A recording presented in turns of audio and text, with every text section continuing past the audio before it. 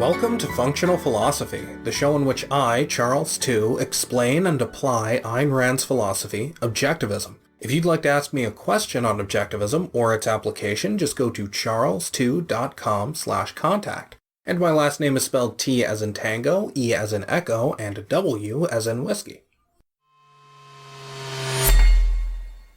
What's your take on Stoicism? It is false and bad. I'm just going to address the form in which it has become culturally relevant, not every detail of Stoicism, because Stoicism has its own epistemology, etc., but the ethics of Stoicism, which is what people actually subscribe to, the extent that it has any influence, is false and destructive.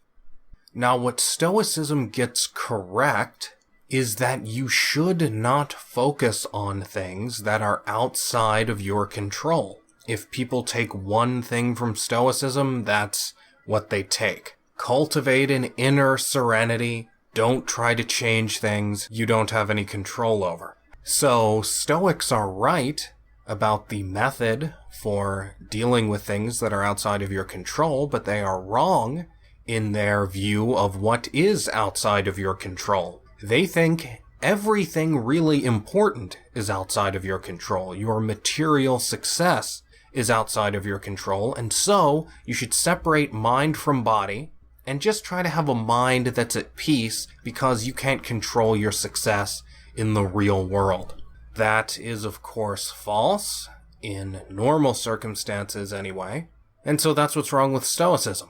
People always talk about how getting your big break or being successful is luck, and this is a product of anti-conceptual thinking. Yes, if you take any individual case of success out of context, you can point to all the things that had to go right, and how they could have gone wrong, and how many other people applied for the job and they didn't get it, and oh, you think you're so great, but all these other people tried too and they didn't get the job, so really it's just luck. No, it's not just luck. It's like rolling a die.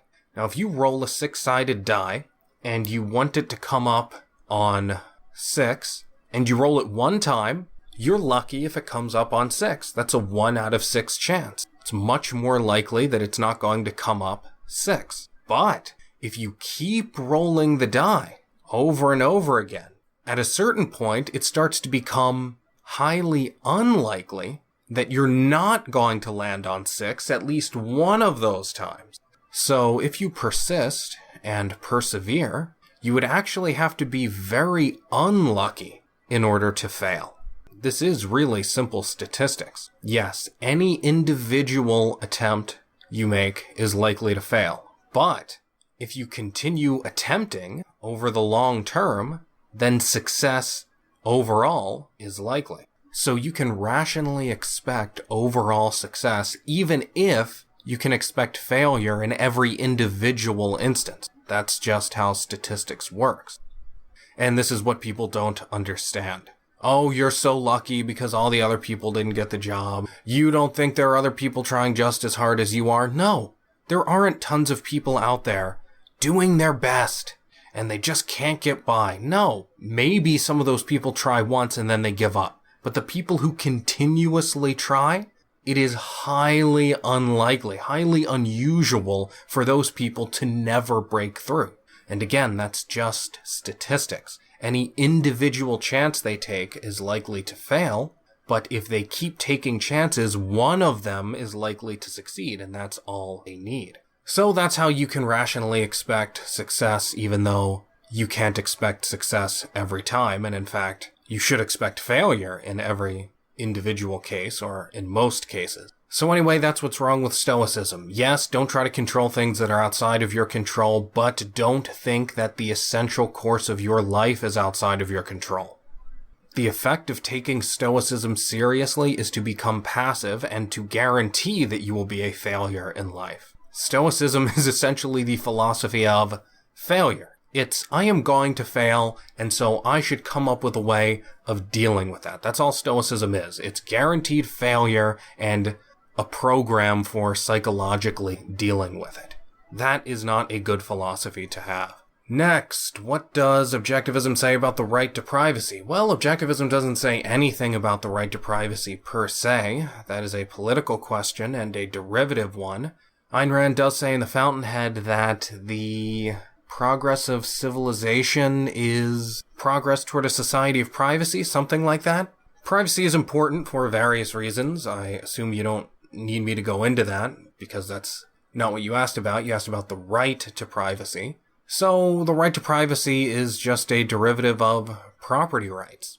If you have walls around your house, obviously intended to keep people from looking in, then if somebody invents X-ray vision and peers past, they are circumventing your intention. That's different from, oh, they just happen to see you when your window's open. That is your fault because they're just being normal and you happen to be in their visual field. But if you take efforts to hide yourself from people and they actively circumvent those, they are violating your rights. So yes, you have a right to privacy as a derivative of the right to property.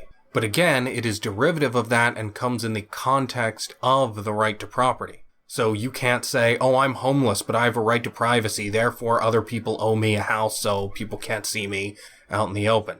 That is the meaning of contextualizing rights and understanding their hierarchy. Something libertarians, of course, always fail to do, which is why they are so confused. But yes, privacy is a right in the context of property rights. Property rights are rights in the context of the right to liberty. Liberty is a right in the context of the right to life. There is a hierarchy, and each derivative right applies in the context of the right that stands above it.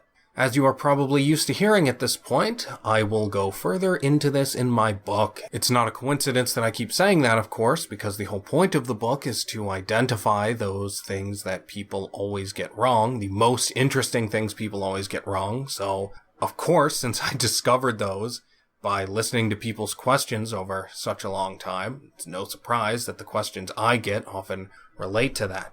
Anyway, you can just wait for the book. I will definitely touch on the hierarchy of rights there. Next, I would like to know if and how land could ever be human property, since the way I understand Objectivism, your property is your body, your mind, and what you produce with these. Well, you don't understand Objectivism correctly. Objectivism does not say that your body and mind are your property. Your property is what you produce using those two things. However, production or creation is the act of rearranging bits of existence. Your premise here is creatio ex nihilo, but that is not possible. There is no such thing as creating something from nothing. You're contrasting land with a table because the land is already there, but the table you create, yeah, but you don't create a table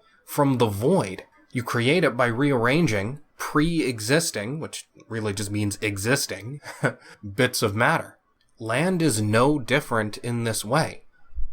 You irrigate it, you plant seeds, you rearrange the land to a more productive end. And that is what makes it your property, and a table is no different. You take a tree and you rearrange the material that makes it up into a flat surface with supports on top of which you can place things. There is no essential difference there. You are simply not thinking in an integrated enough way. You are just thinking of land as the static thing that sits there, and a table as something that didn't exist before. Yeah, but what does the land turn into, and where did the table come from? It's essentially the same thing. You are rearranging reality. You're not creating something from nothing in the case of a table, whereas with land, it's just sitting there. No, land becomes your property because you make productive use of it. In the same way, the wood of a tree becomes your property because you make productive use of it by transforming it, rearranging it into a table.